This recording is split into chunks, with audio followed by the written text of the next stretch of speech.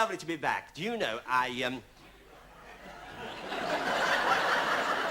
you caught the brooch behind? In lights, would you believe? They had to do that to get me back. But, you know, actually, they've just bought a very nice holiday for me. It's true, this. I was in Switzerland, you know, for the air, because I need it, you know, being a funny age. And one day, I was out on the balcony having a quick yodel, and I had this mystery phone call. And the voice said, "How would you like to do something different?" Well, you know me. I'll try anything once, twice if I like it. So I said, "What do you have in mind?" They said, come back to London, drop everything. Come back, we've got a nice surprise for you. Well, I came back, and here I am. And, of course, things are just the same here as the other place. It's just the same. Yes. You still have to go on your hands and knees in the canteen for a cheese roll, a cup of complan, and you know, my dressing room, it's 2 miles from here, and you know, I'm like with my legs and the ankles. And I'm at my, dressing room, I'm in a tent.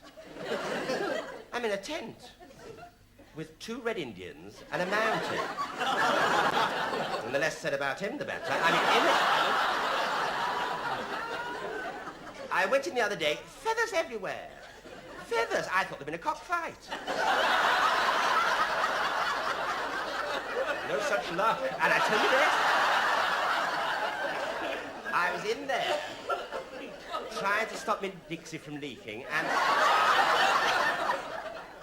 there came this tap on my flap. Well, I opened it, and there was the producer, Nicotine Bill. Well, I opened it. He said, look, he said, we've got something very spectacular for you. I said, what's that? He said, we want you to come down a big waterfall in a canoe, singing Rosemary. I said, you can kiss my anorak.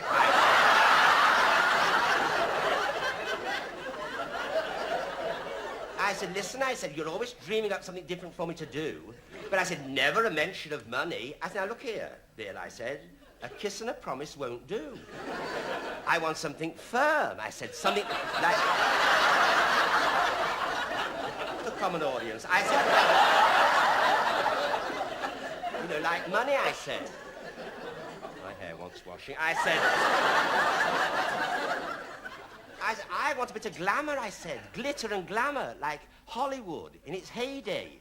I said, not 2 Indians, 2 tatty Indians with half the feathers missing. He said, well, I'll think about it. He said, I'll see what I can do for you.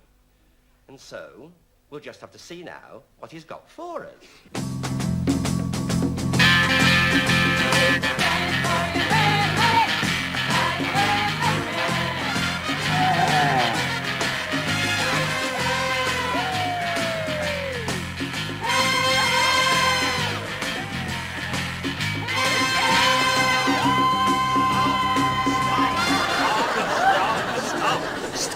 Fracas. Stop this melee. Stop. Control. Control yourself. You'll wear yourself out.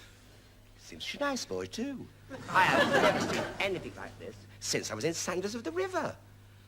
What I want heavenly music, chandeliers, strings, choirs. That's what I want.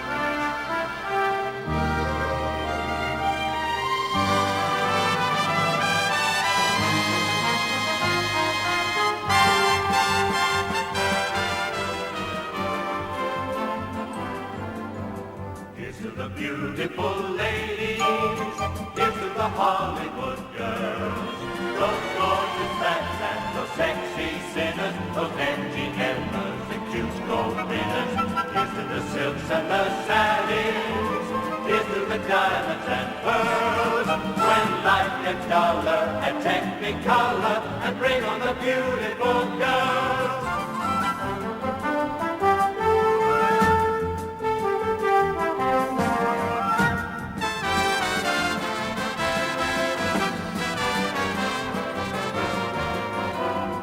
Silks and the sallies, here's to the diamonds and pearls. When life gets duller and technicolor, and bring on the beautiful girls.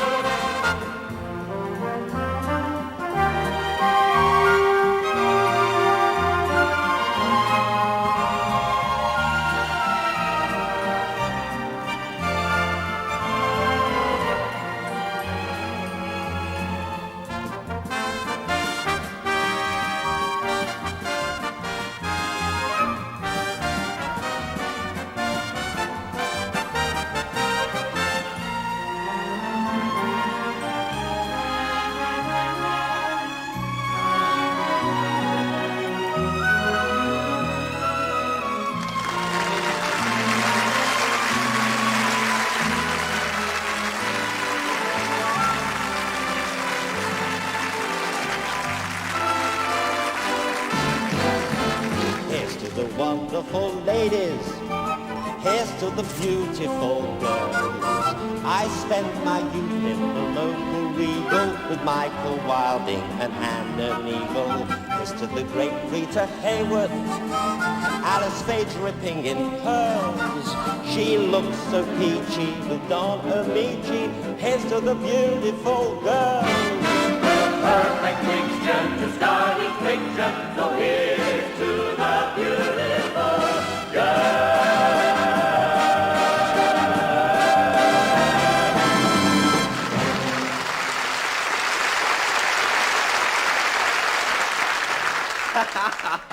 Well, wasn't that lovely?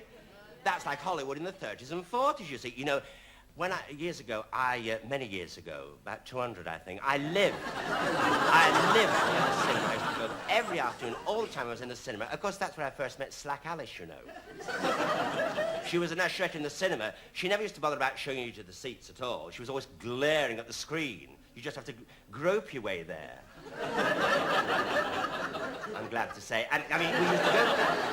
And I mean, in the dark, I used to sit down, and often I sat on someone's lap. I remember once I went to the cinema, and I've got the worms. And I sat on this lady's lap, and she had all brandy balls in a bag, and they all went ping, pong, bang, pong, pong, pong. I thought, well, move then. But you know, Slack, she loved Tarzan. Or, you know, Johnny Weissmuller. Because I liked Hopalong Cassidy. Well, I used to sit there, you know, my chuck ice used to melt. And, of course, all those lovely stars, you know, and she used to, Slack, she used to write to the people, you know, for mementos, you know, souvenirs. I remember she wrote to Fred Astaire. She wrote to him for some shoelaces. He sent her shoelaces. Gene Kelly, he sent her a sailor's hat. Errol Flynn sent her something, but I can't think what it was. And, you know, she used to always watch the screen and always take off their different stars. You know, she was mad about Garbo after seeing Camille. She used to get coughing and barking all over the place. Germs everywhere. And she used to wear a fur coat. You know those Garbo hats? She used to have slouched hats, and she used to have this fur coat on. And struck by lightning 3 times. Covered in dog hairs and Guinness, but she didn't care. She used to go home at night, you see, you know, with the coat round, all the cats following, she'd get off, and she always went into the Cock and Trumpet and met Everard, you know. He lives in there. And she used to have a few gin and tonics, and when she used to have a few, you know, she used to get on the counter and do her impressions. Yeah, she used to do, who was it? Shirley Temple. She used to sing just like Shirley, you know, holding the voice back. On the good ship, lollipop. I said, Slack. Come out. She don't know she's Shirley. Always holds it back, you know. Any more crinkle in... She did, didn't she? She did. And, of course, when she'd had a few, she used to always do the dance on the couch and finish by doing the splits. That always put her in bed for a couple of days. But, you know, all those wonderful stars, you know, in cinema, you know... Oh, they were marvelous. Joan Crawford, Lana Turner, Barbara Stanwyck, Katharine Hepburn, and, of course, my very favourite, Betty Davis. Oh, Betty Davis. Do you remember Betty Davis with a cigarette? Well, she still does it, doesn't she?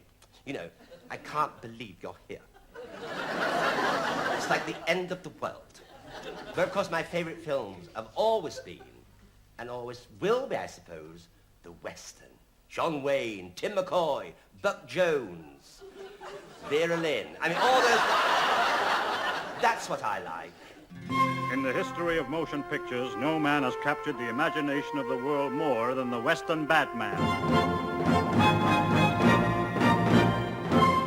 Gruff, ruthless, quick on the trigger, he rode into Dodge on a cloud of dust, and the West was never quite the same again.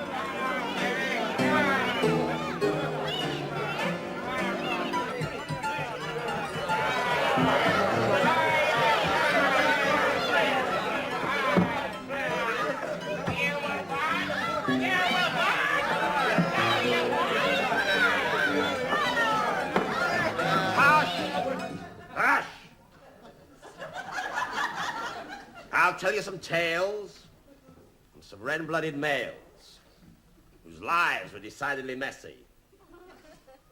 Some blood-curdling names like that of Frank James and his brother, you know. All right, Jesse. That Dylan, by gum, was as tough as they come. And to capture bad men, he was bent. He was shot by Lou Swartz. who wore silk jockey shorts. And he rustled wherever he went.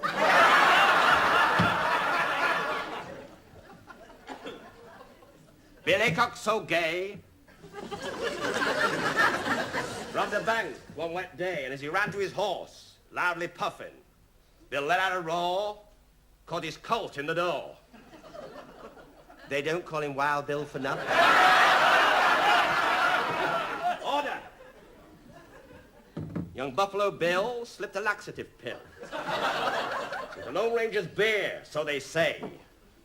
Ranger gulped the beer down and ran out of town shouting, Yo, Silver, away!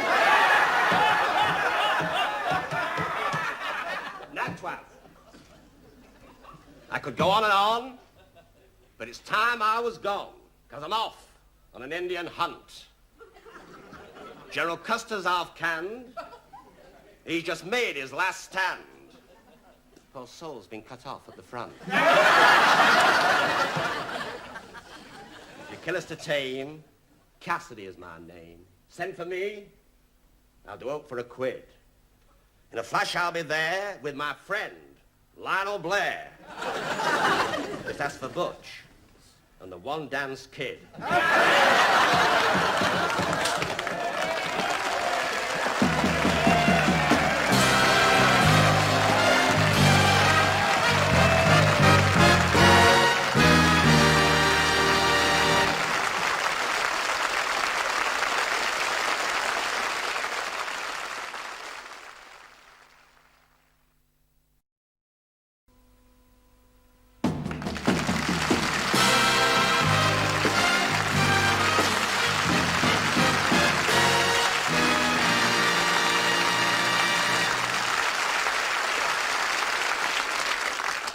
Gentlemen, all people in show business, their ambition is to go to Hollywood and make a picture. Well, a brilliant young Englishman did just that not very long ago. He went over to Hollywood, made a picture, and was directed by the wonderful Gene Kelly.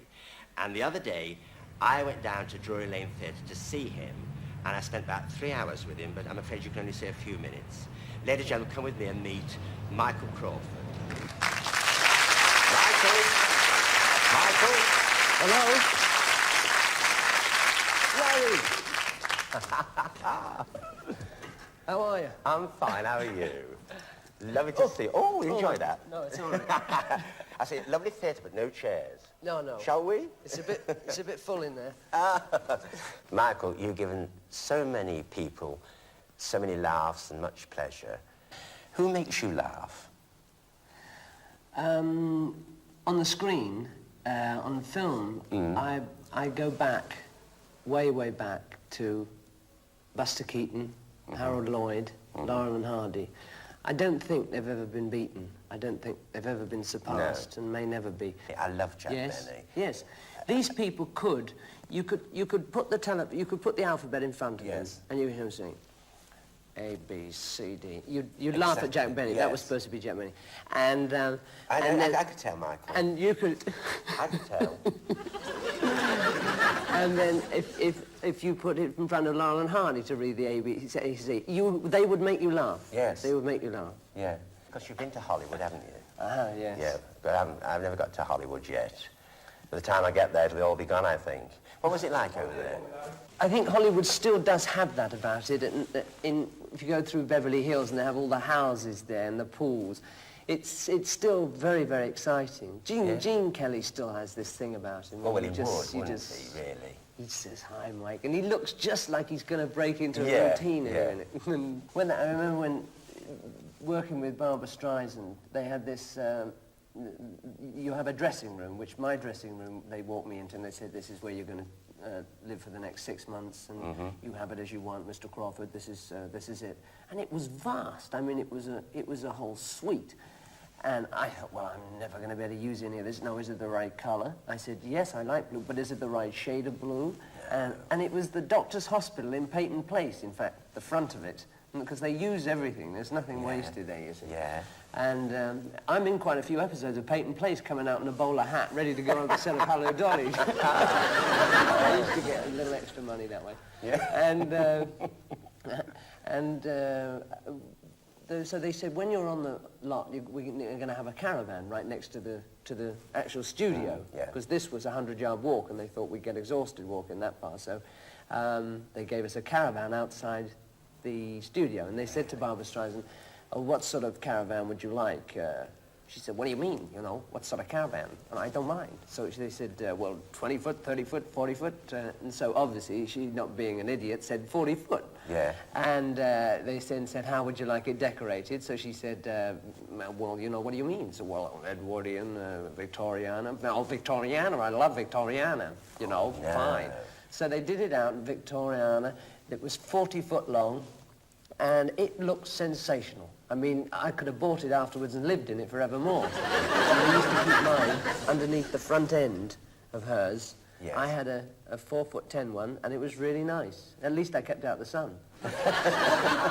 Here, I'm lucky, it's really sensational. Ginger Rogers had her dressing room here when she... Yes, in Maine, yes. And so it's all done like an Eastern tent.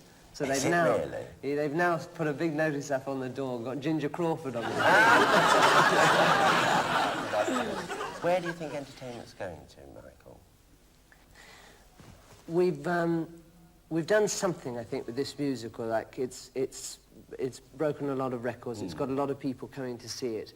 I mean, we've got Fred Astaire and Ginger Rogers number, which is vast. So we're copying Fred Astaire and Ginger Rogers. If that's what people want to see, we've still got to get up there and perform it as cleverly as we possibly can. Yes. If we get up there like klutzes, nobody's going to laugh at it. They're not going to, I mean, they are going to laugh. They're not going to sit there and think, that looks marvellous. Yeah. So my next job will be twice as hard as this one, because I've got to be as good as this. I think you're going to be here for a long time. I hope so. Yeah, of course. I pay my rent, I'm up to date, everything's in order. I keep myself clean at all times.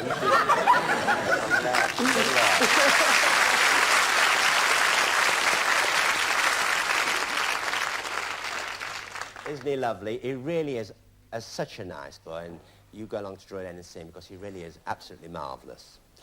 And now we're going to bring back some memories of famous musical films. Putting on the top hat, tying up a white tie, brushing up the tail. I'm stepping out, my dear, to breathe an atmosphere that's simply rigged with glass. And I trust that you refuse my dust when I step on the gas. For I'll be there, putting down my top hat, mussing up the white tie, dancing in my tail.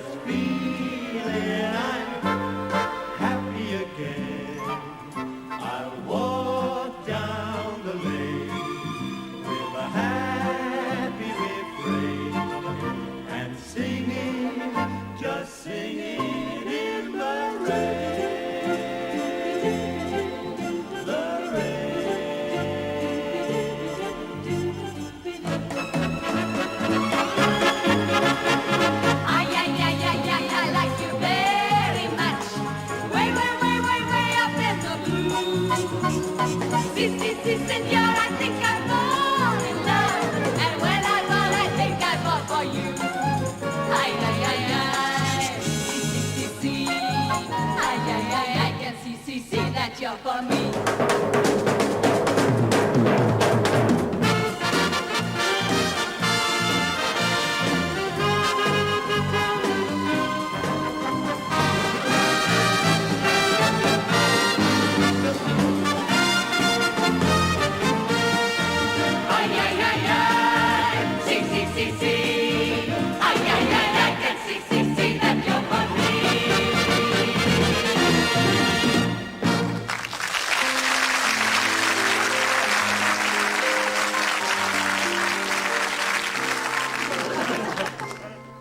It happened in Monterey a long time ago. It happened in Monterey where lights softly glow.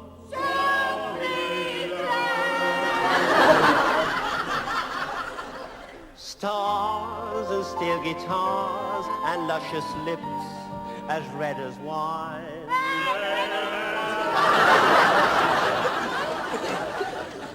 Broke somebody's heart, and I'm afraid that it was mine.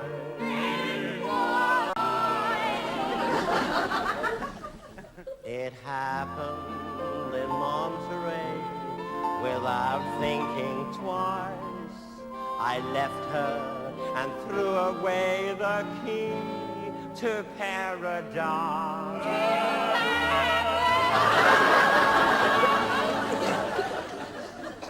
My indiscreet heart longs for the sweetheart that I left in old Monterey.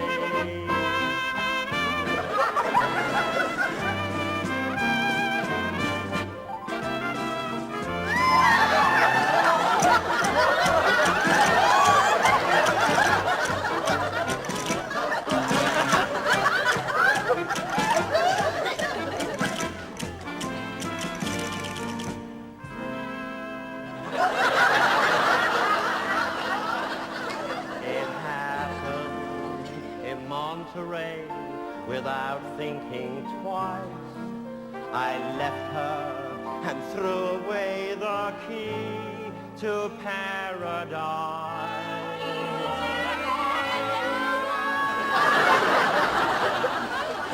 My indiscreet heart longs for the sweetheart that I left in old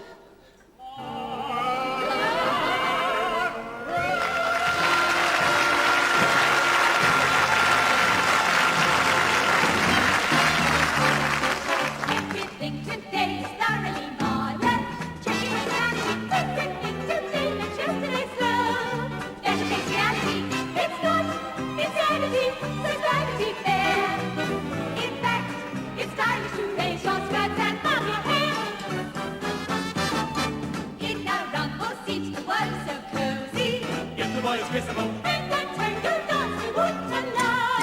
Now the track is missable. Goodbye, good girl, I'm changing and how. So beat the drums, 'cause here comes the really modern Billy now.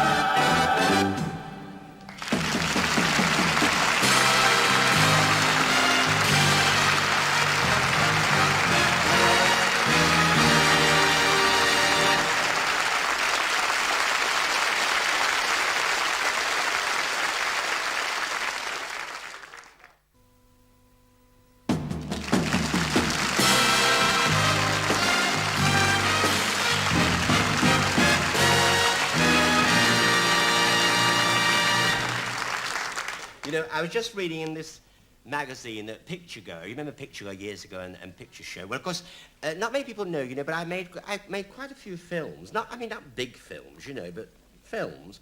And I was reading this notice here, what one of the critics said. It said, Larry Grayson's last film opened in the West End last night, a musical called Tickle Your Tonsils. It said, in the ballet scene, it was poetry in motion. It's hard to believe that 6 months ago, he still had the stitches in. But of course, all credit must go to Everard Farquhar-Harson, who took them out, and what a neat job he made of it. The opening scene where they peel a giant banana and Larry steps out singing, I feel fruity in the daytime, but I go to see it at night. It all looked so easy. But it's in the closing scene when he is dying in a field of rhubarb that we realize here is a man who has forced himself and come up the hard way. It was a very good film. I think they changed the title for Scotland. And here is another one. It's lovely, this. It said, last night at the Electric Cinema, Cleckheaton. It's in Yorkshire, you know. Larry Grayson leapt onto the silver screen as Big Chief Abendo in the mystery of the disappearing coconuts. Recoil in horror as the witch doctor shrinks them to the size of walnuts. See the ritual of the blunt scissors. Then as Abendo dives naked into a bed of peat. Gasp as he wrestles for his life with a giant pomegranate. Applaud warmly as an orangutan gives him the kiss of life. But to tell you how Abendo squeezes the secret out of the witch doctor and how his coconuts get bigger again would spoil an otherwise delightful film. But, you know, to get into films, it really is, it's not easy, you know. I mean, first of all, you simply have to take a screen test. And I took one, and I played the part of a soldier in World War I. And it was just one line I had to say. It was, hark, I hear a pistol shot. Well, of course, I had to have a drink to give me a lift. Grayson, please. Smoke.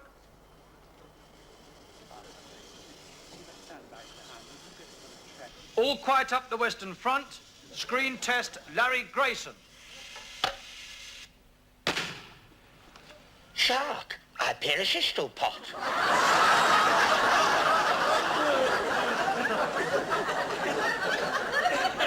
Needless to say, they didn't take me on. But another company, they gave me a part. It wasn't a speaking part. I just played a body.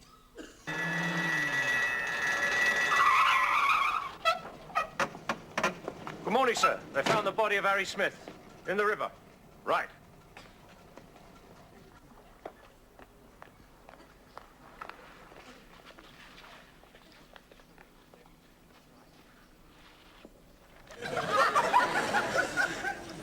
That's not Harry Smith. Throw him back.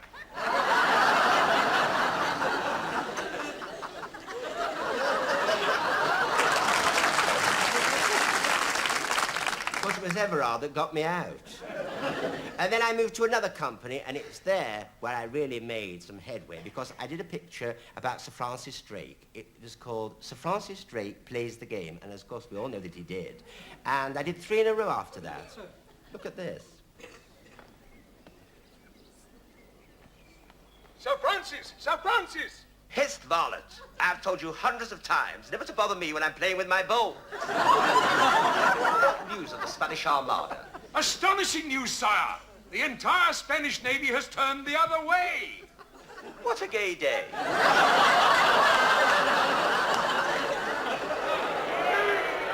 Tis a far, far better thing that I do now than I've ever done before. It's all right for you, mate. Haven't you got anything to say? Yes. Smile, please. You're on candid camera. He gets it everywhere, doesn't he? Hey, lovely no.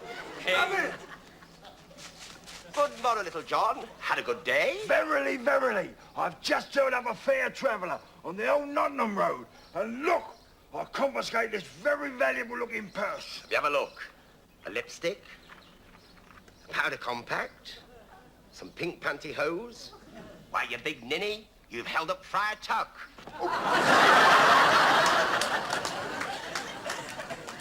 General Gordon has been besieged in Khartoum since March. Only in August has it been decided to relieve him. And only now in November has the relief force under Sir Garnet Wolsey started out. Well, that's one film he didn't manage to get into. My special guest, Anna Neagle.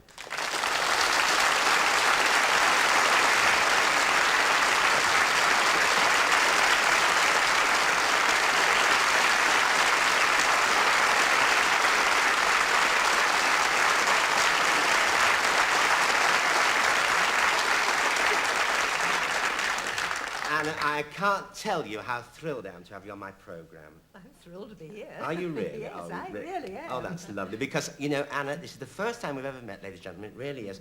And I've been a fan of yours, Anna, for so many years, and I've seen so many of your films. All of them. I really have. And, you know, so many exciting things have happened in your life. And one thing I want to ask you about the time you went to Hollywood.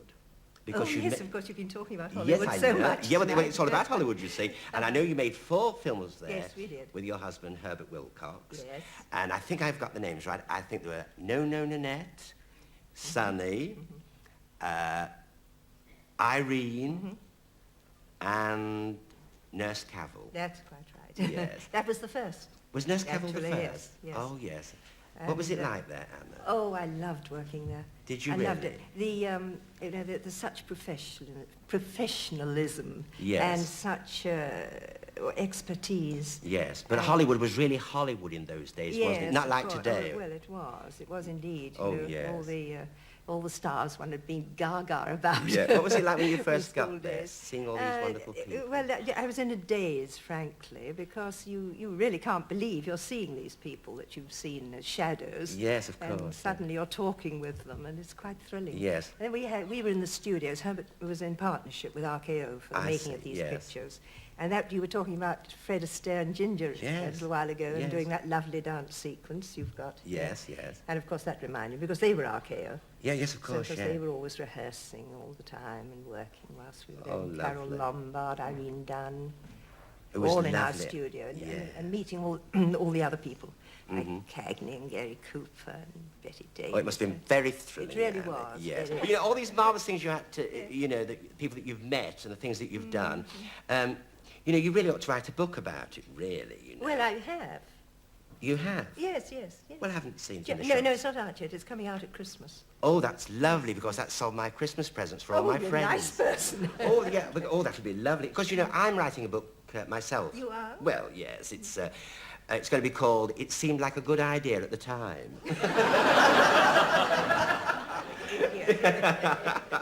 But, yeah, Anna, you know, you always, you know, you've always been there sort of thing, you know. No, what I mean, You're no. not saying No, what I mean, no. You know, you'll always be on the screen, you know, a big star. And did you set out to be an actress? To be a dancer. To be a dancer? That's what I really Because she was with Andrew wanted. Charlo in Yes, that a was I dancer. started with That's Charlotte and right. Cochrane. And Cochrane, great C.B. Cochrane, of course. And, like, what happened? Like, because you have to be very fit to be a dancer. Because I'm not very... course. Well, it's no good for me with my legs, you know, the arthritis. Oh, I won't get off the ground, you know. But it's true, Anna, you know, I'm a living, walking, breathing mistake.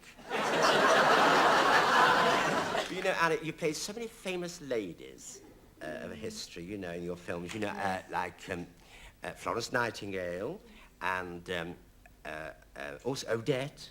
Oh, yes. Yes, it was a marvellous film. I saw it about Thank you 3 very times. And, of course, Queen Victoria, Yes. 60 Glorious Years, and Victoria the Great. Yes. And we actually, 60 Glorious Years, I saw it so many times. And it was absolutely, yeah, I really did, Anna. Yes, it was, and you played the part so beautifully. You'll And see it again soon. Is it coming out soon? Oh, that'll be lovely. I shall look forward to that. And I mean, the way you aged, it was absolutely marvellous because, you know... It was remarkable, that Yeah, makeup. did you get a lot of help? Did you, Herbert, you get a lot of help when you made the picture, you know, because the... Oh, yes, of course we did. Yes. Oh, you didn't know about that? No, the no. king. The king himself. That's took a tremendous... our Queen's father. Yes, Is it? Yes, yes, King George VI. Tell us about it, Anna. Well, he, a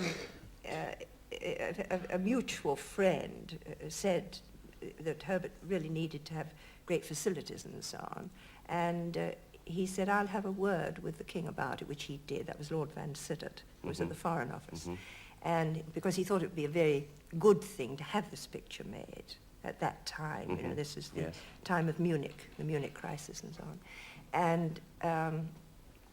and so the word came that Herbert should write to the king himself, put out all the things he wanted, he needed for the picture. And the king wrote back in his own hand. Really? And he granted all but one or two very minor things that we could film at Balmoral and Windsor Castle and Buckingham Palace and Osborne. And the lovely thing was at the end of the letter he said, if you propose showing the scene of Queen Victoria leaving Buckingham Palace for St. Paul's Cathedral on the occasion of her Diamond Jubilee, would you mind using the Windsor Greys?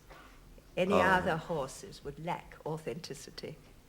Is that marvellous, ladies and gentlemen? Is that lovely? Wasn't It really is. Yes. Yeah, that really is marvellous. So we had the Windsor Greys. Well, we had the Windsor Greys of that period, that team, and we had the actual carriage that Queen Victoria rode in, amongst many other actuals. Yes. But you know, the thing I feel where we were so fortunate, because there's nobody living now, with the possible exception of Princess Alice, Princess Countess of Athlone, you know, who was really on a footing to know the Queen, who living now. I mean, she's 90, Princess Alice. Yes. You see, now when we made that picture, there was quite a number still, and the especial help I had was from Princess Helena Victoria, granddaughter, who lived with her, and she used to make the entries in these journals, which one's always reading about, and it was she who told me that the Queen had absolutely no foreign accent at all.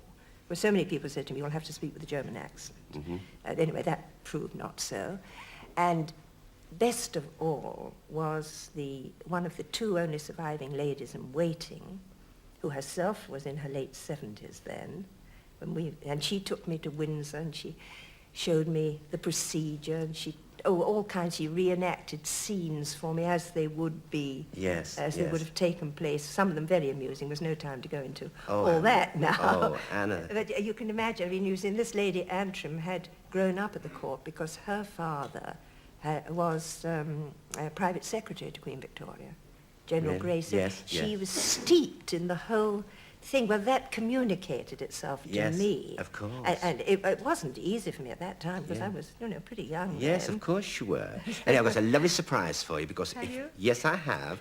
You're all surprised. I know, darling. But anyway, if you look at the screen now, you will see the horses and the carriage, and this is really beautiful.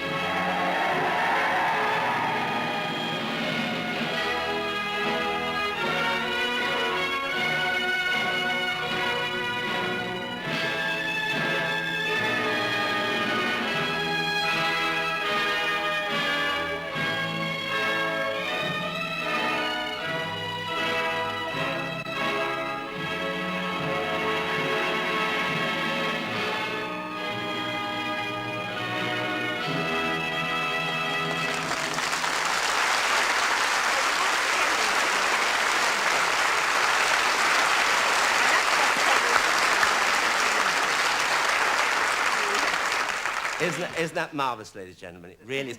Anna, what's You know, it but feel I must like? tell you something, because the Queen, our present Queen, and Princess Margaret were running from window to window up above, watching us doing that Were they scene really? down in the courtyard. Oh, Yes. isn't that marvellous? Yes. Now, Anna, what's it feel like to watch yourself on the screen like that? You know, the Queen, because she looks... Well, it's rather emotional. I'm sure it is, because Rather it looked just like Queen Victoria, didn't it? It really did look like Queen Victoria. It's absolutely marvellous, Anna. And of course, all those other lovely films you made, you know. Because I was in a lot of your films, you know. You oh, yeah, were? yes. Oh, yes. When you were with Michael Wilding. Yes. Oh, yes, I was in the background. I was always there somewhere. Yes, you know that. You're in the foreground now. Well, I know, but in those days, I was in the background, Spring in Park Lane, that lovely dance you did with Michael. Well, we remember that, don't we, ladies and gentlemen, with Michael? Spring in Park Lane, do you remember that? Lovely, of course you do. And then the Piccadilly incident. I was in that. I was the incident that caused it. And then in the Courtness of Curzon Street, do you remember that when there's a hallway and a door, and a letter came through the door? Yes. Do you remember that scene? Well, I was the postman that put the letter through the door. Ladies and gentlemen, I can't have this lovely lady on the programme without asking her to do a little something with me, and so we will. Do you know, it's the first time that we've sang like this together since I was in Goodnight Vienna with you when I worked under the name of Jack Buchanan. Oh, yes, it's possible. It's true. But you know, Anna, you really have taught me so much. Thank you, Larry. You're very kind. It's the truth. It is. It's all true. I taught him everything he knows. Everything. I taught him everything he knows. What a performer. In the film Nell Gwynn, you really had zip. But who sold the tangerines and gave you the pip? And when you did your answer show, Back in the old days. who sewed the sequins on your clothes? None other. Friends, have you ever seen him strike this pose?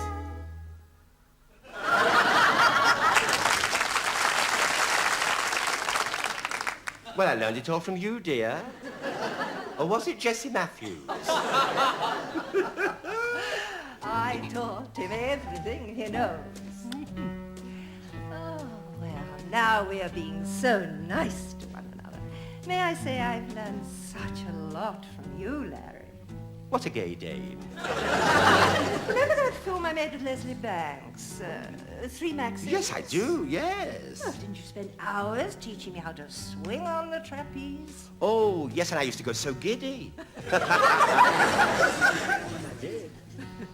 I taught her everything she knows. Everything. Some of those things I'll now expose. Watch it. As Nurse Nightingale, you really did click as you swung your lamp about, but who lit the wick? Who taught you how to tap your toes? Talk like a proper English rose. Oh, what a... I taught her everything in films like Lilacs in the Spring. But when the Queen I played, There was I, your serving maid. you weren't in no. But I gave you a rinse and said, He. she taught me everything I know.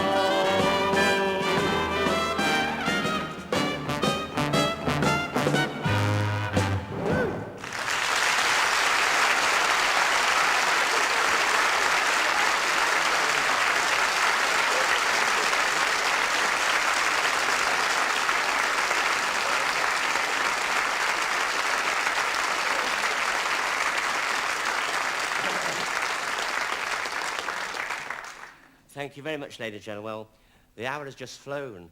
I do hope you've enjoyed it. It's been absolutely marvellous being back on television and seeing you all and all the people here and everything. And thank you to Anna Neagle, my special guest, to lovely, brilliant Michael Crawford, all the boys and girls in the show, Harry Rabinowitz and the orchestra, and everyone else that's connected with the show. And thank you for being here. Thank you for looking in. And take care of yourselves. And ta-ra. And I love you very much.